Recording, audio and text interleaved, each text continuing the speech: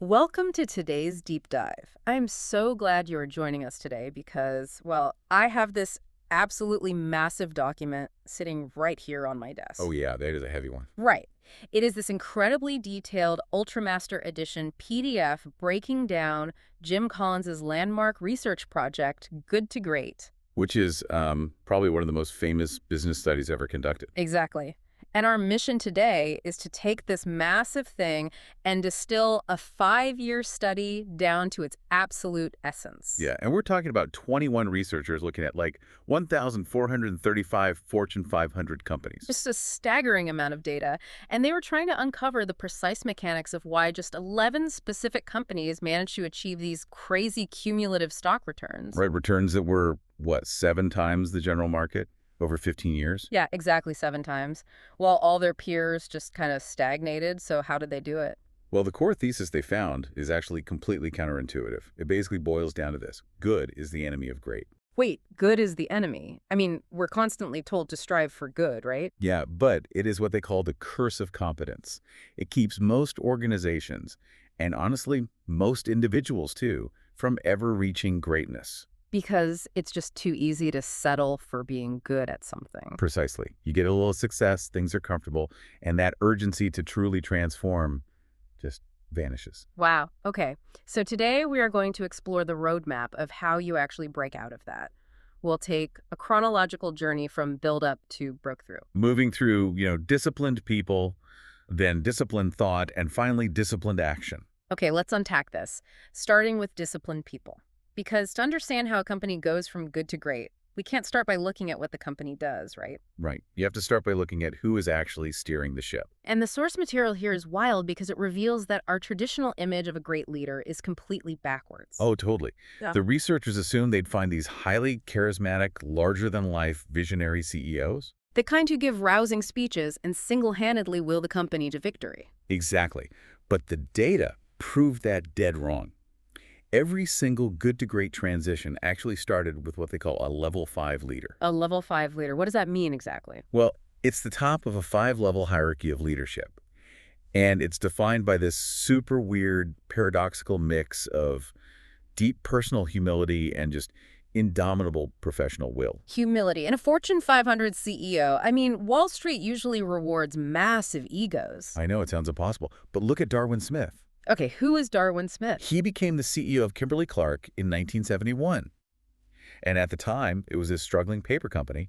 They had trailed the market by at least 36% for decades. Oh, wow. So they weren't really in a bad spot. Did he come in yelling and screaming to shake things up? Not at all. He was this mild-mannered, in-house lawyer. He was so quiet and unpretentious that a board member actually pulled him aside and said he wasn't qualified to be CEO. Wait, really? The board told him that? Yeah. But he had this ferocious resolve. He made the absolute toughest decisions, like selling off their core traditional paper mills. Just to focus entirely on consumer products. Right? Exactly. And it worked. He led the company to outperform giants like GE, HP, and Coca-Cola by 4.1 times. That is insane. A mild-mannered lawyer beat out Jack Welch and Coca-Cola. Yeah. And years later, when someone asked him to explain his success, he just said, "I never stopped trying to become qualified for the job." Oh, man, that quote is just, it perfectly captures that level 5 humility. Right. When things went wrong, he looked in the mirror and took the blame. But when things went right, he looked at the window and credited everyone else. So because these level 5 leaders lack that blinding ego, they don't feel the need to walk in and instantly hand down some grand vision. Exactly. They operate on a principle called first who, then what. The bus analogy, right? I love this part. Yeah, the idea is you get the right people on the bus, get the wrong people off the bus, but the right people in the right seats. And only then do you figure out where to drive it.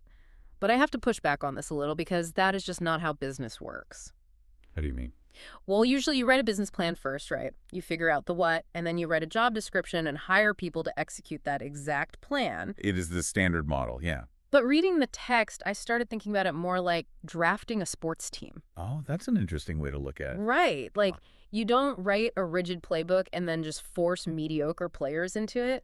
You draft the absolute best, most adaptable athletes you can possibly find. Right, because the game's going to change anyway. Exactly. And because they are inherently driven, the playbook sort of figures itself out based on their collective strengths. That is a perfect analogy. You are building a team that can adapt to anything. But wait, if we're talking about recruiting elite talent, doesn't executive compensation drive this kind of performance? I mean, don't you have to pay huge bonuses to get the best people? What's fascinating here is that the research team had that exact same assumption. They thought stock options and bonuses would be the key lever. Let me guess. The data proved them wrong again. Dead wrong. They found absolutely zero systematic correlation between executive compensation and making the leap from good to great. None at all. That is mind-blowing. None. Because the right people will do the right things simply because their internal moral code won't let them settle for less. Oh, I see. So it's intrinsic motivation. Right. You don't need elaborate incentive systems if you have the right people on the bus. Their motivation is already baked in. Okay, so you have this bus full of brilliant people with zero egos. What is the very first thing they actually look at out the windshield? Well, before they can chart a new course, they have to look at the unvarnished reality of their situation. Which brings us to disciplined thought. And there's a psychological framework here they call the Stockdale paradox. Yes, and this connects business strategy to, honestly, profound human resilience. It's named after Admiral James Stockdale, right? The highest-ranking U.S. military officer in the Hanoi Hilton POW camp. That's the one, during the Vietnam War. His story is just incredibly bleak. He was tortured over 20 times during an 8-year imprisonment. Yeah, with no set release date, no rights, and no guarantee he'd ever see his family again. Jim Collins actually interviewed him for this project, Right. and he asked Stockdale a really dark question. He asked, who didn't make it out of the camp? And Stockdale's answer is shocking. He immediately pointed to the optimists. Wait, the optimists? You would think they'd be the ones to survive. You would. But Stockdale said the optimists were the ones who thought they'd be out by Christmas. Oh. And Christmas would come and go. Oh. Then they'd say they'd be out by Easter. Easter would pass. Yeah. Then Thanksgiving, and then it was Christmas again. And Stockdale said those men eventually died of a broken heart. Exactly.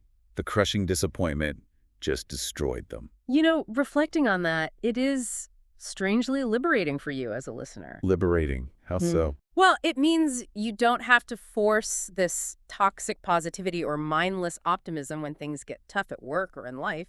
Oh, absolutely. You don't have to pretend everything is fine. Right. You can look at a terrible situation, admit it's a total disaster, and still maintain an unbreakable certainty that you will eventually win.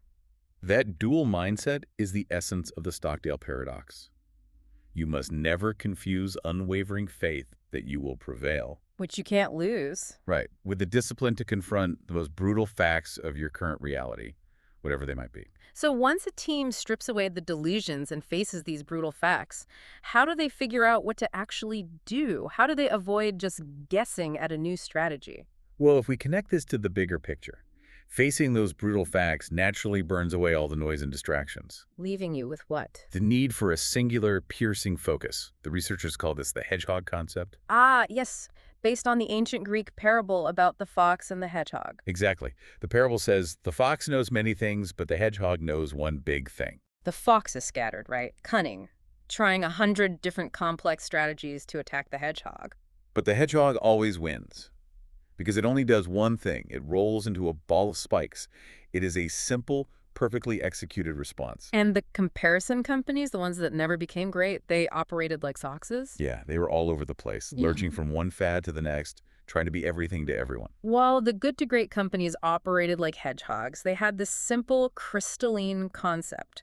And it's based on 3 intersecting circles, right? That's right, 3 very specific circles. The first is, what can you be the absolute best in the world at? And what can you not be the best at, which is just as important. Exactly. The second circle is, what drives your economic engine? Like, what is the single denominator, the profit per X, that sustains your economics? Okay, and the third circle. What are you deeply passionate about?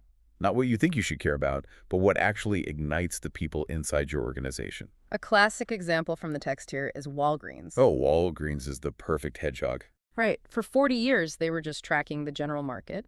Then they made the leap and achieved 15 times the market return. And they didn't do it with some miraculous new technology or crazy acquisitions. No, they just decided to be the absolute best in the world at convenient drugstores. Yeah, they abandoned traditional real estate and went all in on corner lots so you could get in and out easily. They pioneered drive-through pharmacies. They just eschewed all other distractions and executed that one concept flawlessly. And doing that requires a really difficult mindset shift. Here's where it gets really interesting.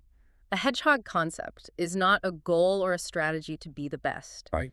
It is an objective understanding of what you actually can be the best at. Which is a huge distinction. It must be agonizing to look at a revenue stream that you are just good at. Maybe it's making you millions and deciding to say no to it because it doesn't fit the circles. It is agonizing. But that is how you cure the curse of competence. You have to stop doing profitable things that distract from your greatness. Hence the stop doing lists in the text. Exactly. They used stop doing lists just as much as to-do lists. Mm-hmm. And it takes an average of 4 years to find that quiet ping of truth. 4 years just to figure out what to focus on. Yeah. It requires 4 years of brutal honesty and shedding legacy projects to transcend that curse of competence. Okay, so that transitions us into disciplined action. Having a simple concept is great in theory, but how do you translate that into a massive leap in the market? Well, you don't do it with a flashy new technology, I'll tell you that. Right, the source material is super clear on this. Technology is only ever an accelerator, never a driver. Exactly. If a tech fits their hedgehog concept, they use it. If not, they ignore it. So the real driver is what they call the flywheel effect. Yes, this is crucial. The imagery here is so vivid. Imagine you are pushing a massive metal disc. It's 30 feet wide and weighs 5,000 pounds. Just a behemoth of a wheel. Right. And it takes you hours of agonizing effort just to get one rotation. But you keep pushing. Then you get 2 turns, then 10. Then 100. And suddenly, its own momentum takes over.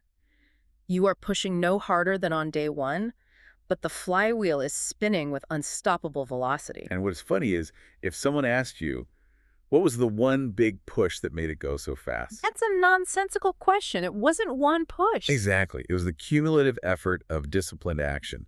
It takes an average of 7 years to hit that breakthrough. I love the chicken and egg analogy from the text for this. Oh yeah, that completely reframes how we look at business success. Right. The media only sees the egg crack. They write these breathless articles about a sudden revolution. But the chicken inside the egg is like, I've been agonizingly evolving in the dark for weeks. This wasn't sudden. Exactly.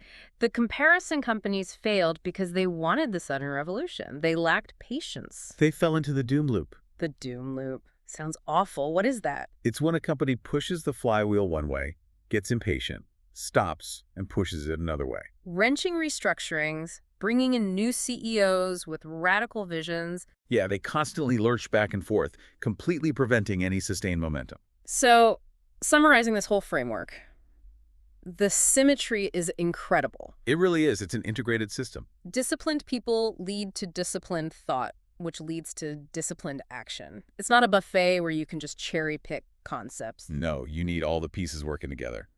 So what does this all mean for you listening right now? Whether you lead a massive corporation, a small team, or just your own career? You have to ask yourself some hard questions. Exactly. Are you settling for good? Are you relying on a doom loop of constant reinvention instead of patiently pushing your own flywheel? And this raises an important question, actually. One of the most chilling notes from the source material. Oh, right. About staying great. Yeah. Circuit City was the absolute best performing company on Collins' original list. They outperformed the market by 18.5 times. They were the crown jewel of the study. But in 2009, they went bankrupt. Wait, bankrupt? How does that happen to the best company on the list? They made fatal mistakes to cut costs, like firing 3,900 of their most experienced salespeople in a single day. Oh my gosh, they totally violated the first who principle. Exactly. They threw their best people off the bus. Wow. That is a deeply sobering reality check. If the greatest company in the study can ultimately fail by forgetting its discipline. It means greatness isn't a permanent trophy you win and put on a shelf. Greatness is a daily practice. Which brings us right back to the start. Good is the enemy of great. You can be good by default, but greatness is a deliberate choice. Are you willing to do the hard work of earning it today? Something to chew on. Thank you so much for joining us for this deep dive. Take a look at your own flywheel and keep pushing.